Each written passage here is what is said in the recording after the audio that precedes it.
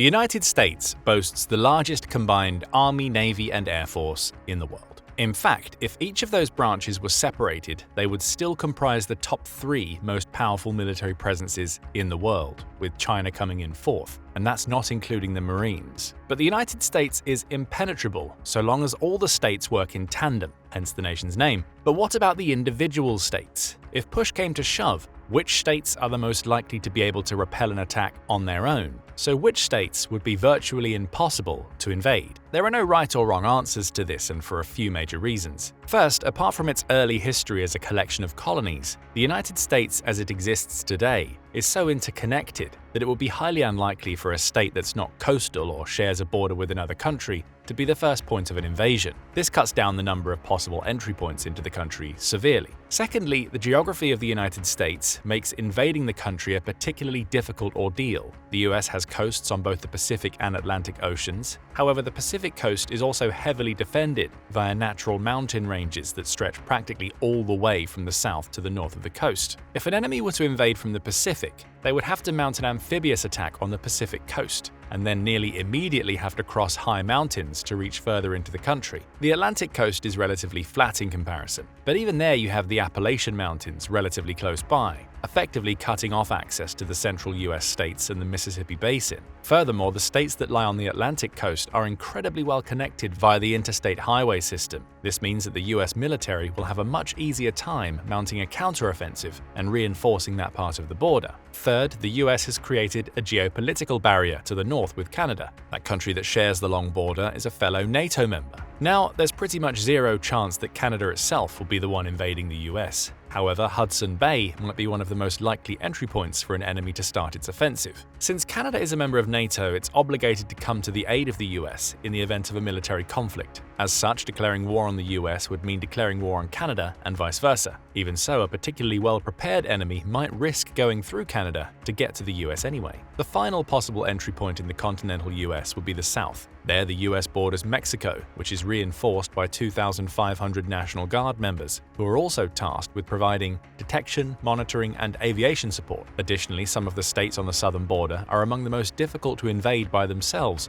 which we'll discuss in a bit. But what would make a single state relatively easy or difficult to invade? There are a few main factors that influence this. First is the state's natural defenses via its geographical location, either relative to other states, notable bodies of water or mountains, or proximity to other countries. The second is the state's access to the interstate system, or other major road, sea, and even airport connections. The third is the existing military presence in the state in the form of military bases. Finally, there's the Second Amendment factor, which is basically how many residents of the states carry weapons or own guns. While this last part might not sound as important as the first three, it could arguably be one of the biggest morale boosters that the US military and its residents can get. So what states have the right combination of these factors that would make it hard for a US enemy to invade? One of the perfect examples of why geography and national boundaries matter so much is seen in the first state on our list, Alaska. As one of 2 states that are not part of the contiguous US, Alaska is also the country's largest and northernmost state. These 3 factors combine to make Alaska practically invulnerable to invasion.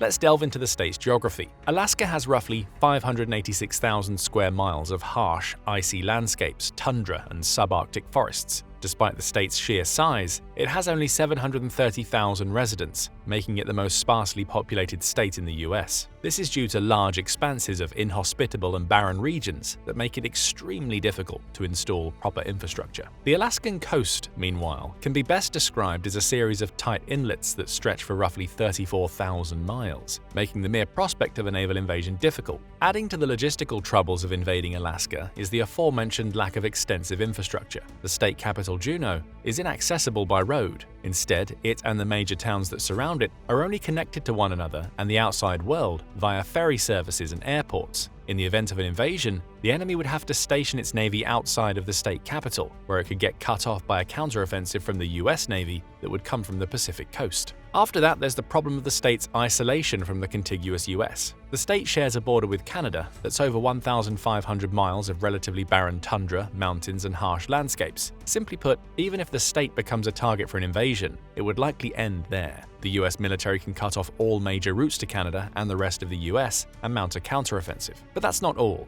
Despite its relatively low population, the state of Alaska has a higher number of military bases and one of the highest ratios of servicemen to the general population. In total, there are 18,500 active service members of the US military in the state, spread across 9 military bases. But don't let the low numbers fool you. The Alaskan military bases are among the most well-defended, and its service members have access to world-class training. This is due to the availability of space that can be used for military exercises and tests. One of the country's largest training centers is the Joint Pacific-Alaska Range Complex, spread across 2,490 miles and connecting 1.5 million acres of maneuver land. The Department of Defense also spends significantly more money on the national defense of the state than its population would imply. With a national defense spending of $4.7 billion as of 2023, this comes out to approximately $6,350 per resident, ranking it the 4th state in per-resident spending on national defense. With all these factors in mind, it's easy to see why Alaska is so heavily defended. The state provides the US with easy access to both the Pacific and Arctic Oceans. Additionally, its relative proximity to both Russia and China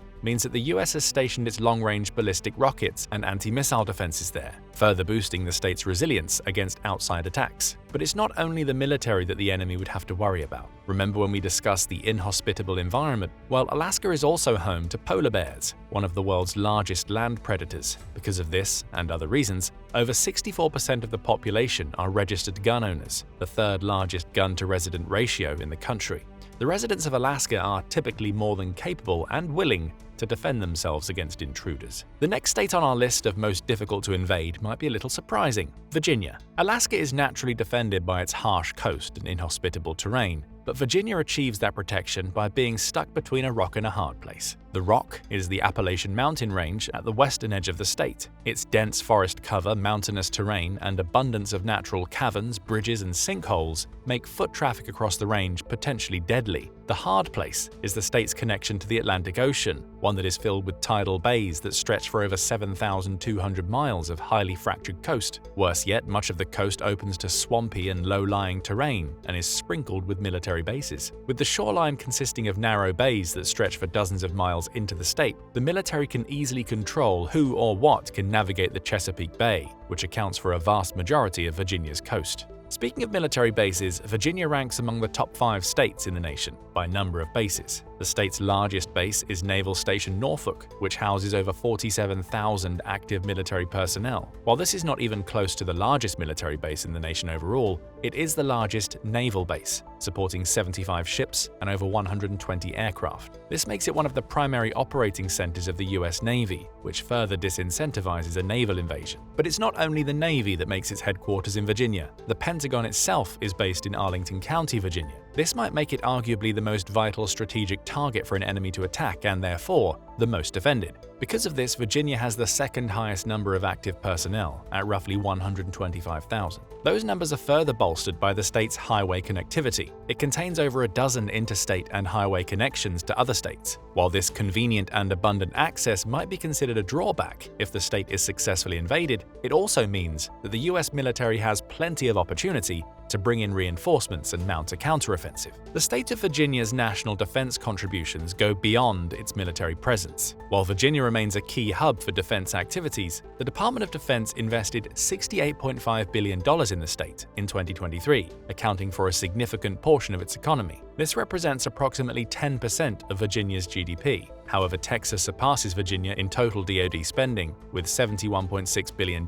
allocated to the Lone Star State. But while Texas is the state with the overall largest military budget, the next one has the most active soldiers within its borders. We're talking about California. The country's most populous state, at least for now, since Texas seems to be well on its way to taking that #1 spot, California is home to close to 160,000 active personnel and their families. These soldiers are spread out across dozens of bases within the state. In fact, California has the most military bases of all the states. California is also one of the states with the largest and busiest interstate network. While this usually means that people are spending hours upon hours in traffic, the sheer scale at which California's highways are being built gives it significant connectivity, both within the state and the states surrounding it. California boasts a highly variable landscape, containing the country's highest and lowest points in the contiguous US, those being Death Valley and Mount Whitney. The sheer variety in terrain across a relatively small area makes the state particularly difficult to cross without extreme preparation. Add to that the fact that the state doesn't have many freshwater locations, and an invading force will need to account for significant resources needed to trek over California. Additionally, the state has only 840 miles of shore, creating a relatively straight line from north to south. This makes the coast easily defensible by the US Navy. Because the coast can be accessed from the Pacific quickly, there's a slight dent in the state's imperviousness. However, the aforementioned military presence more than makes up for that geographic setback. It should be noted that California has some of the lowest gun ownership rates in the country, at only 28%.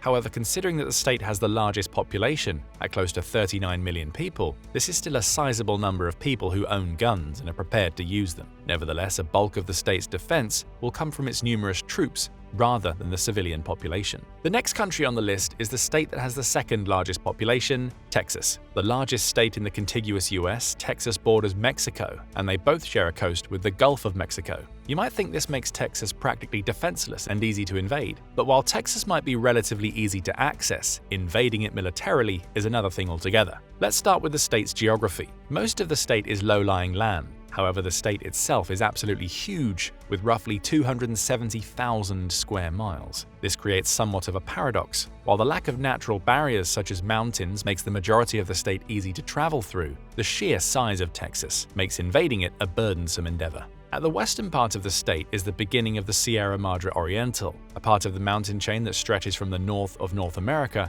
to the south of South America. As a centrally positioned state, one of the major benefits of Texas is its connectivity with the rest of the US. The state has some of the country's busiest and largest airports and a significant highway infrastructure to connect it to both east and west coasts, as well as the northern part of the country. In fact, over 3,000 miles of interstate highway roads stretch across Texas, connecting its largest cities and industries. These highways can be readily converted to supply roads for the military. Since most of Texas is flat land, the military can move at a more rapid pace than in the mountainous states like Alaska and California, greatly speeding up response times. But what about this military presence in the state? Well, Texas has the third highest number of active military personnel, with around 112,000 troops. It also has roughly 24 military bases scattered throughout the state, which means military units can quickly travel to any corner of the state and beyond. Texas also has an estimated 56,000 reservists, bringing its military power above 170,000 troops during wartime. And that's not all. Texas is also a state with a high rate of gun ownership at 45.7%.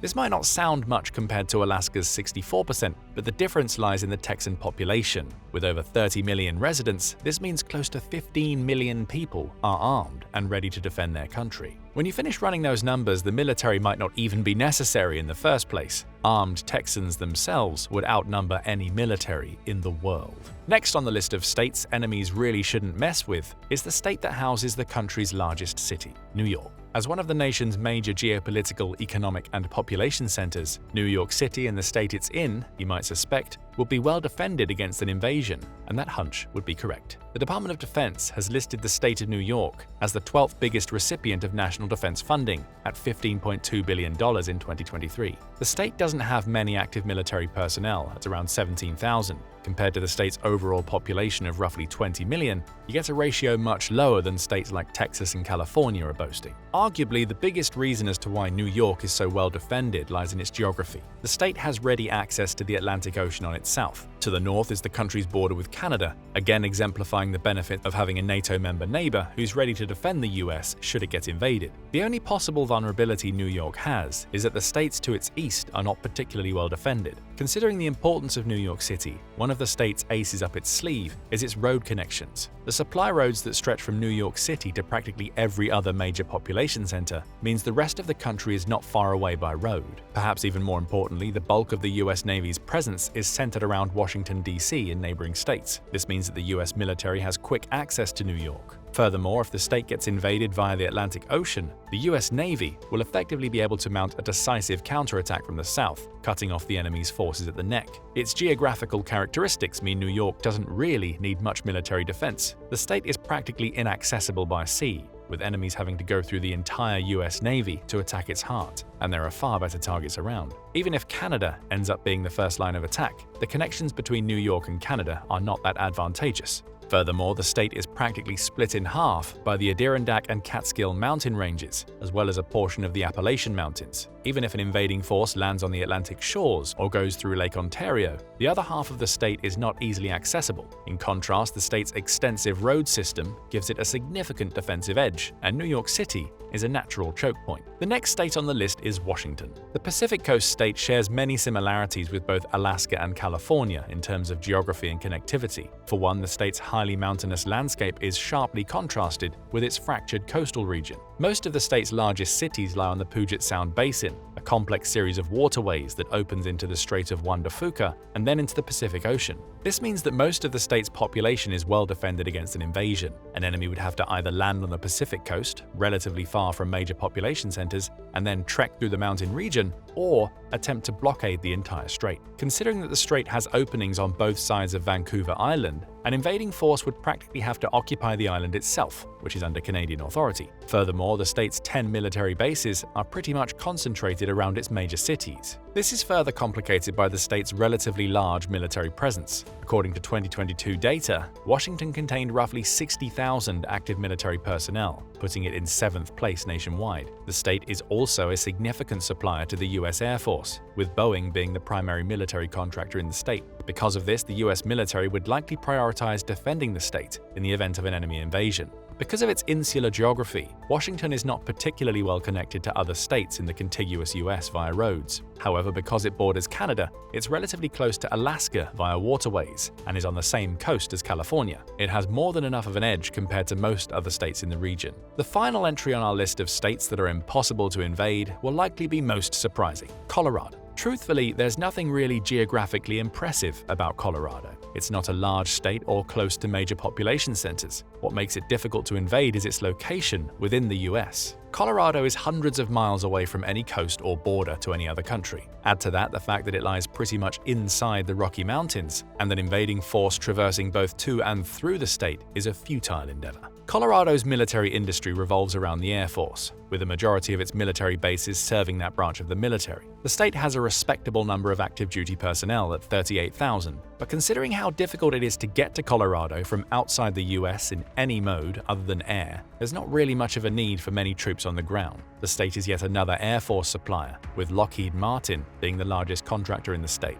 In general, most states that have a large portion of their land area taken up by the Rocky Mountains or similar mountain ranges on the west coast have the same benefits as Colorado in terms of natural defenses. This makes an invasion from the west coast extremely difficult to accomplish, especially considering that Alaska, California, and Washington, and to a lesser extent Hawaii, create US Navy choke points that an incoming attack would first have to beat. Colorado is one of the states that is close to but not exactly on the west coast, yet has a large military presence, in this case the Air Force, and will likely have much more of an edge compared to its neighbors. So which would be the easiest states to invade? In general, states east of New York are arguably the least defended. The bulk of the US Navy on the East Coast is centered around protecting Washington, D.C., Florida, or Texas. While New York itself has a large mountainous shield to contend with, states like Connecticut, Rhode Island, or Maine are not that lucky. They are relatively isolated from the rest of the country, with most of the traffic that would come to these states needing to go through New York. That's part of why New York is so well defended, since it allows the US military access to these eastern states.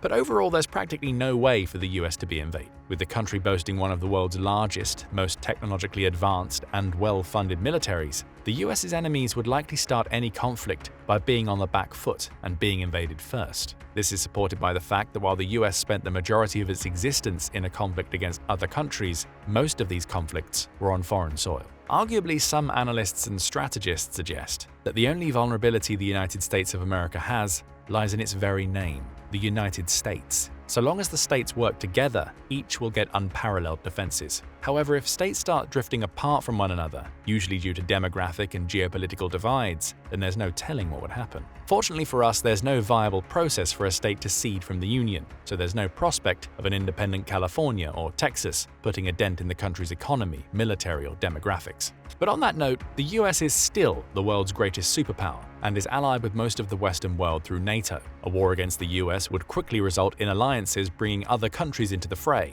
With NATO's Article 5 in effect, an invading country would soon find themselves up against some of the biggest militaries and economies in the world working together. Those wars would likely need to end quickly or result in a resounding defeat for the enemies of the US. But what do you think? Are there any other states that deserve the mention of being impossible to invade? Let us know in the comments, and thank you for watching. Now go and check out why these countries are impossible to invade, or click this other video instead.